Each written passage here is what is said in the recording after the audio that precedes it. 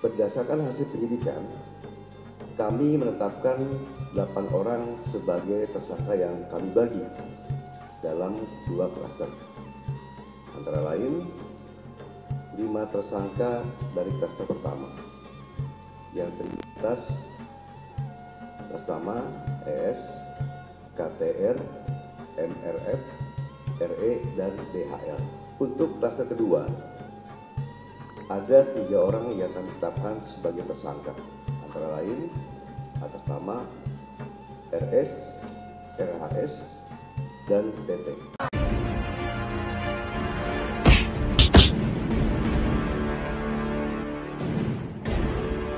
Assalamualaikum warahmatullahi wabarakatuh. Om Swastiastu, Namo Buddhaya. Salam kebajikan sahabat-sahabat dimanapun juga berada. Luar biasa ya, Polda Metro Jaya telah merilis ada 8 tersangka dalam kasus ijazah palsu Pak Jokowi. Dan ke-8 tersangka ini ternyata dibagi 2 klaster, sahabat. Jadi ada klaster pertama, ada klaster kedua. Jadi kira-kira kalau dia dalam dunia tinju ada kelas ringan, ada kelas berat.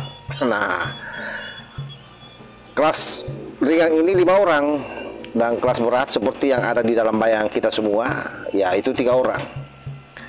Nah, untuk lebih jelasnya sahabat, karena tadi waktu diumumkan di Polda Metro Jaya yang memakai inisial, ini sudah ada beritanya muncul di media online ya, dari liputan6.com. Saya coba bacakan. Polda Metro Jaya telah menetapkan 8 tersangka dalam pencemaran nama baik, fitnah, dan manipulasi data elektronik yang dilaporkan Bapak Insinyur Joko Widodo, ujar Asep. Asep menjelaskan bahwa 8 tersangka tersebut terbagi di dalam 2 klaster utama. Nah, itu yang saya sampaikan tadi.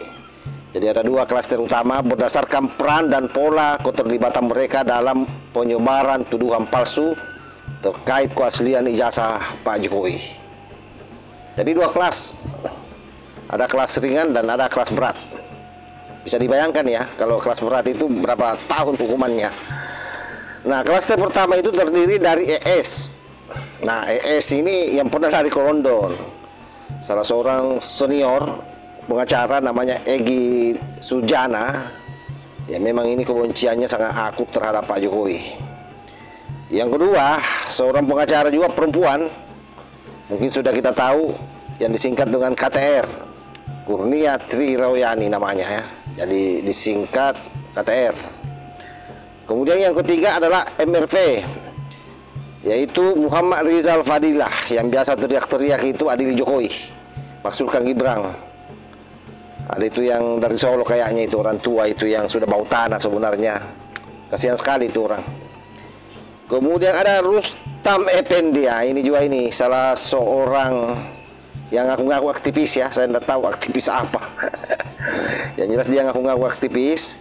Serta DHL atau Damai Hari Lubis. Nah, ini yang ngaku-ngaku wartawan kayaknya ini, kata Irjen Asep. Jadi inilah kelimanya ini, sahabat. Saya ulangi, yang pertama Egy Sujana, kedua Kurnia, ketiga Muhammad Rizal Fadilah, Rustam Effendi, serta Damai Hari Lubis. Nah, inilah yang menjadi tersangka klaster pertama. Nah, sementara untuk klaster kedua, ini kelas berat ini. Yang pertama RS, seandainya RSJ Rumah Sakit Jiwa.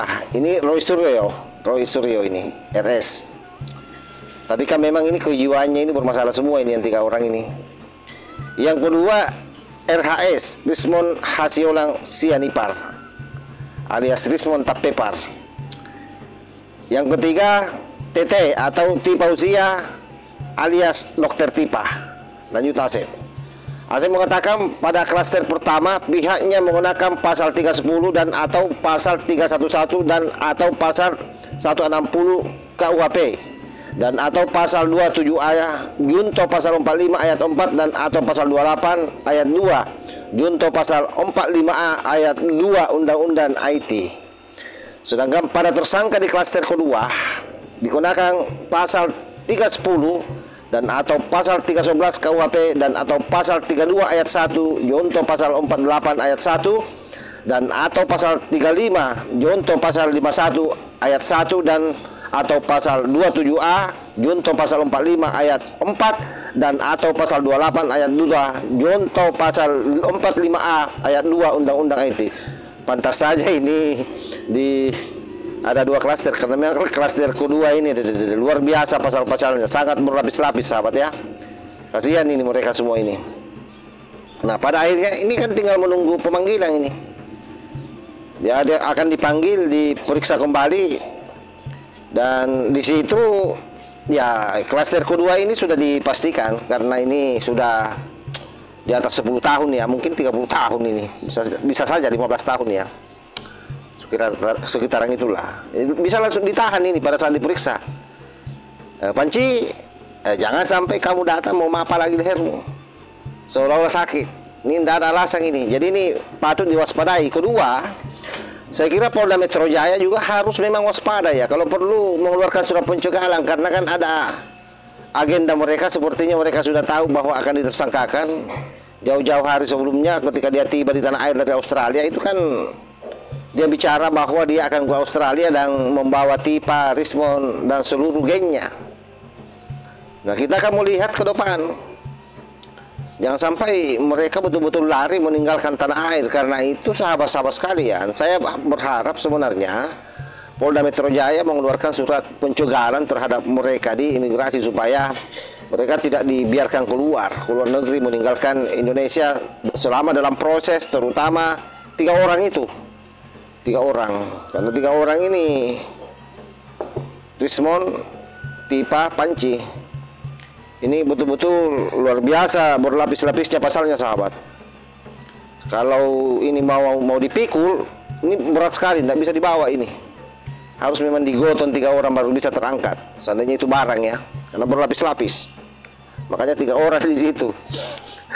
Kasihan ini mereka ini. Saya kira demikian sahabat ya, mudah-mudahan ini menjadi pelajaran, dan kita sangat berharap Roy Suryo menyiapkan diri sering-sering bersama keluarga, menikmati makanan-makanan enak, tempat tidur yang empuk, karena pada akhirnya nanti di dalam penjara itu kalian akan meradang, kalian akan menderita, sebab makanan yang kalian biasa makan sudah bukan itu lagi yang akan Anda makan. Tempat tidur kalian yang dulunya mungkin empuk, Rismond Sianipar, Dokter Tipa apalagi ya, nanti di penjara itu kamar 1x2 itu, dan itulah yang akan membuat kalian menyesal nanti seumur hidup melakukan ini semua terhadap Pak Jokowi. Saya kira demikian. Wassalamualaikum warahmatullahi wabarakatuh.